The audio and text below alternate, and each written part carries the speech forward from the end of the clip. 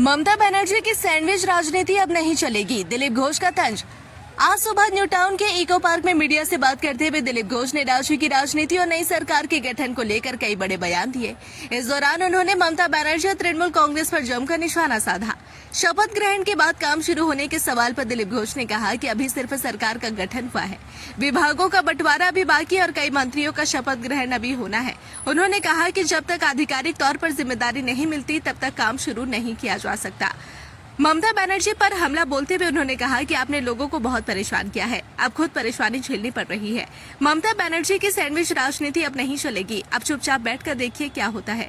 उन्होंने यह भी कहा कि अब ममता बनर्जी के साथ उनकी पार्टी के लोग भी खड़े नजर नहीं आ रहे हैं और उन्हें अपने उन कार्यकर्ताओं की चिंता करनी चाहिए जो घर छोड़ने को मजबूर हो गए हैं।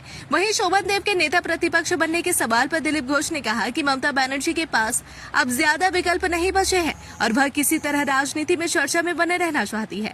इसके अलावा फिरहाद हकीम के व्हाट्सएप ग्रुप छोड़ने की खबर पर चुटकी लेते हुए उन्होंने कहा कि यह सरकार हाथ से निकल रही है।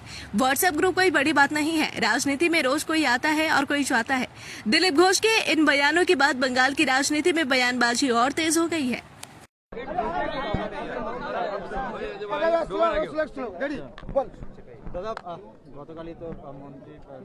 बस शुरू হয়েছে শপথ গ্রহণ হয়েছে ঢোকা হয়েছে খালি এখনো চার্জ যতক্ষণ না আমাদের হাতে আসছে আমরা কাজ শুরু করতে পারবো না। দপ্তর ভাগ হবে, সব মন্ত্রীদের আরো অনেক মন্ত্রীরা শপথ নেবেন, 2-4 দিন লাগবে সময়, তারপর কাজ শুরু হয়ে যাবে। প্রথম কাজ কি হবে? প্রথম দ্বিতীয় বলে কিছু নেই, সব কাজই করতে হবে একসঙ্গে। একদিকে মুখ্যমন্ত্রী বলছেন যে বিরোধী দলগুলোকে, সাথে বামও রয়েছে, মানে আপনি বিরোধীদের কোনো জায়গা দিয়েছেন, কোনো সম্মান দিয়েছেন, বাঁচার অধিকার দিয়েছেন?